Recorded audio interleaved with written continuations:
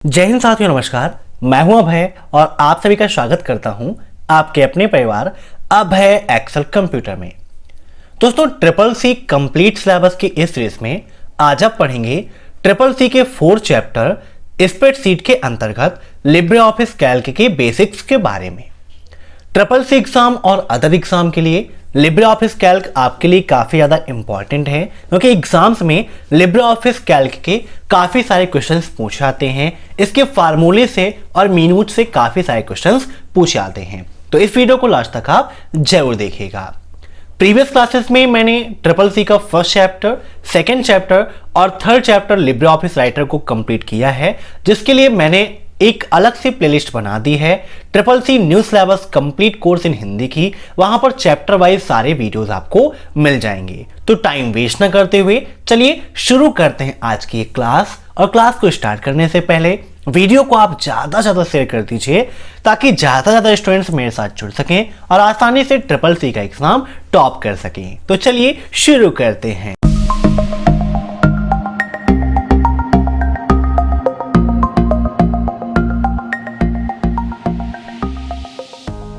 दोस्तों, यहां पर आपके सामने लिब्रे ऑफिस कैल्क ओपन है। आज के इस वीडियो में आप लिब्रे ऑफिस की बेसिक चीजों के बारे में जानेंगे।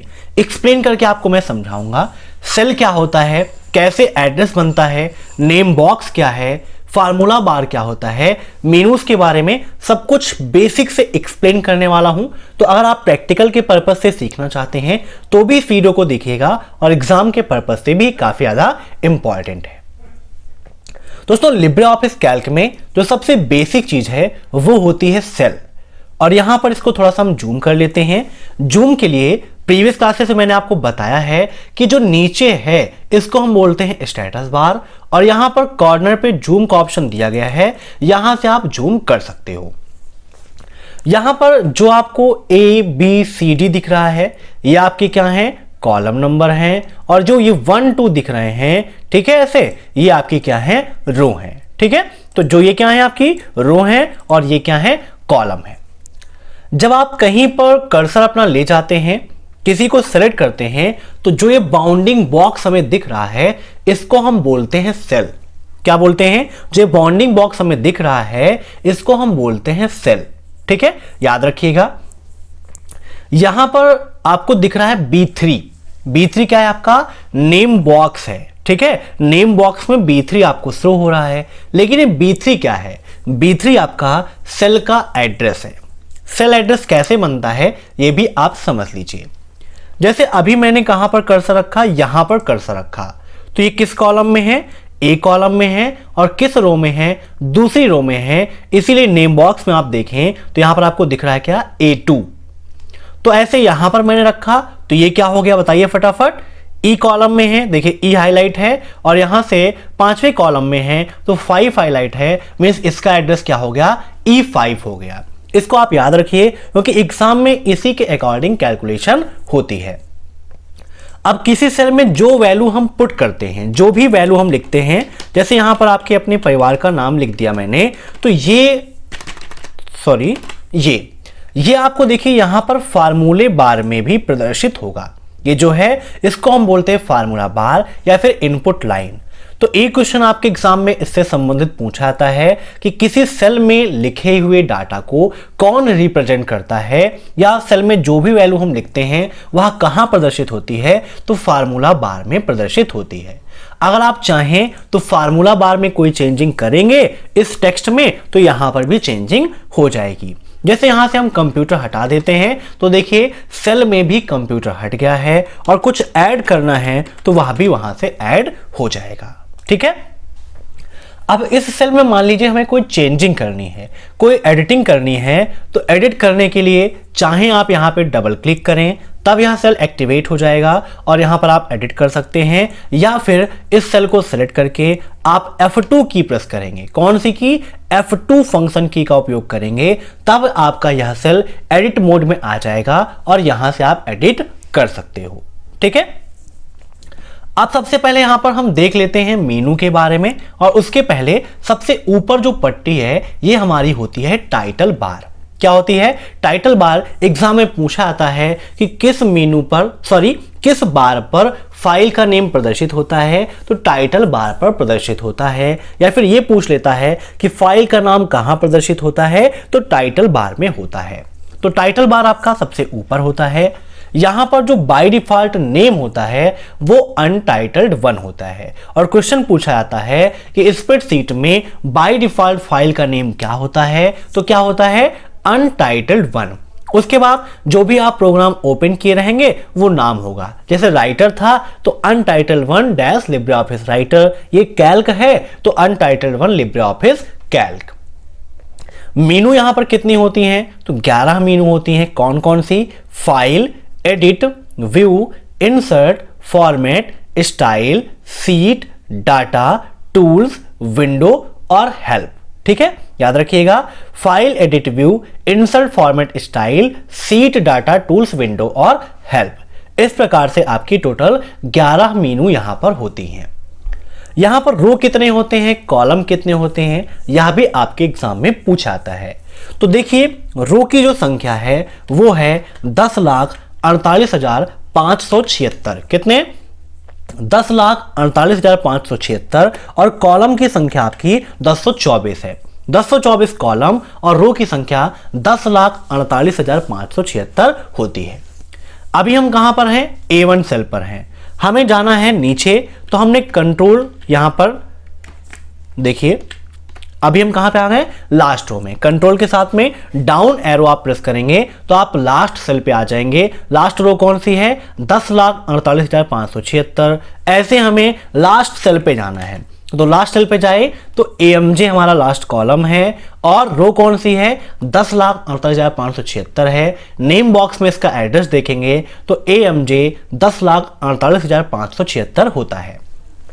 और क्वेश्चन में आपके एग्जाम में पूछाता है कि लास्ट सेल का एड्रेस क्या होता है, तो AMJ 10,48,576 होता है। लास्ट कॉलम कौन सा है? AMJ है। लास्ट रो कौन सी है? तो 10,48,576 होती है। नेक्स्ट बात आती है सीट की। तो लिब्रे ऑफिस कैल्क में बाय डिफॉल्ट सीटों की संख्या कितनी होती है? 1 होती है। यह क्वेश्चन में एग्जाम में पूछा आता है। अगर सीटों की संख्या बढ़ानी है तो यहां प्लस पर हम क्लिक कर देंगे तो सीटों की संख्या बढ़ जाएगी, जैसे 1 2 3 4 5 6 ऐसे।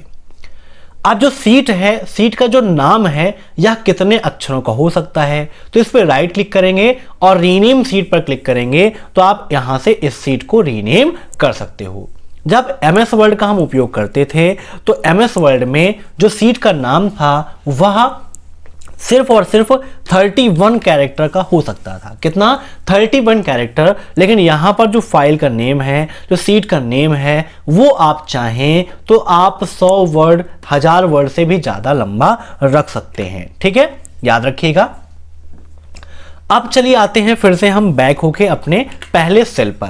पहला सेल हमारा कौन सा है? A1 है। ठीक है, अब यहां पर यह पूछ लेता है कभी कभी कि जैसे अभी हम D7 सेल पर हैं और D7 सेल पर हम जब होम की प्रेस करेंगे तो कहां पर जाएंगे, तो होम से कहां है? आप उस रो में पहले सेल पर आ जाओगे, तो यहां पर हैं, होम की प्रेस करेंगे तो हम A7 पर हो जाएंगे और जब कंट्रोल प्लस होम प्रेस करेंगे तो हम पहले सेल पर आ जाएंगे।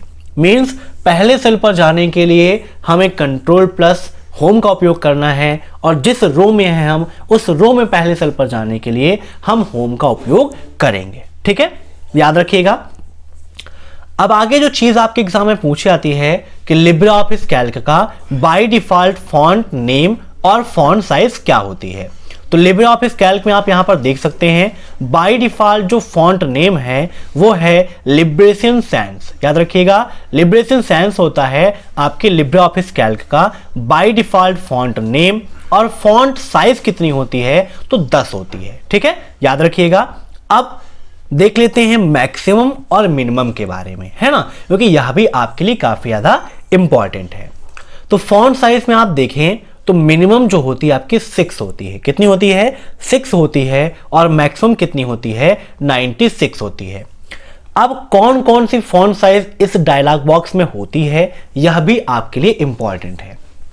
कभी कभी एग्जाम में ऐसे क्वेश्चन पूछ लेता है कि लिब्रे ऑफिस कैल्क के फॉन्ट डायलॉग बॉक्स में निम्न में से कौन सी फॉन्ट साइज होती है। ऑप्शन में दे दिया 25, 27, 28, 39 ऐसे दे दिया।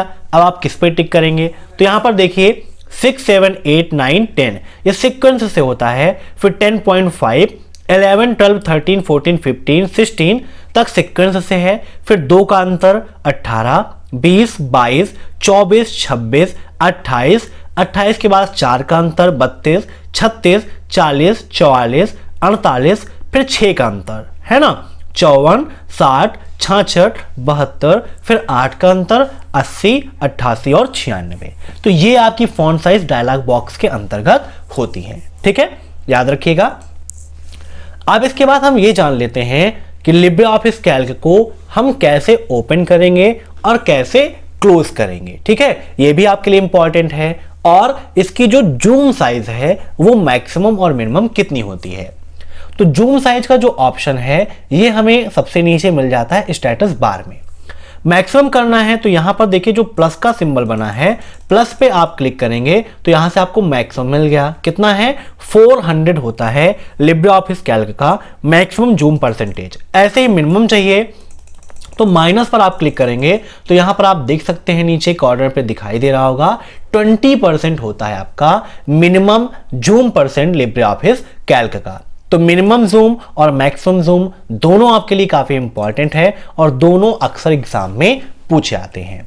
ठीक है, अब यहां पर थोड़ा सा फाइल मेनू को हम देख लेते हैं। फाइल मेनू में काफी सारे ऑप्शंस दिए गए हैं और इन सभी मेनूज को मैंने लिब्रे ऑफिस राइटर में एक्सप्लेन करके समझाया है। अगर आप इनको समझना चाहते हैं तो लिब्रे ऑफिस राइटर की पहली वीडियो आप देख लीजिए, वहां पर सारी मेनूज को एक्सप्लेन करके मैंने समझाया था। यहां पर देखिए ओनली हम देख लेते हैं। न्यू से क्या है कि हम नए डॉक्यूमेंट को ओपन कर सकते हैं। अगर आप न्यू स्प्रेडशीट डॉक्यूमेंट ओपन करना चाहते हैं तो आप न्यू पे जाइए और देखिए स्प्रेडशीट पर शॉर्टकट की लिखी हुई है Ctrl+N। मीन्स न्यू स्प्रेडशीट को ओपन करने के लिए हम Ctrl+N का उपयोग करते हैं। यहां पर क्लिक कर देंगे तो एक नई वर्कशीट देख सकते हैं आपके सामने आ गई है जिसका नाम है ऊपर यहां पर अनटाइटल्ड 2। ठीक है, इसके बाद यहां पर फाइल पे दिया गया है ओपन। ओपन की शॉर्टकट की आप नोट कर लीजिएगा Ctrl+O होती है। आपके एग्जाम में शॉर्टकट कीज और कौन सा फंक्शन किस मेनू में होता है यह काफी ज्यादा पूछा जाता है। तो ओपन करने की शॉर्टकट की क्या होती है Ctrl+O।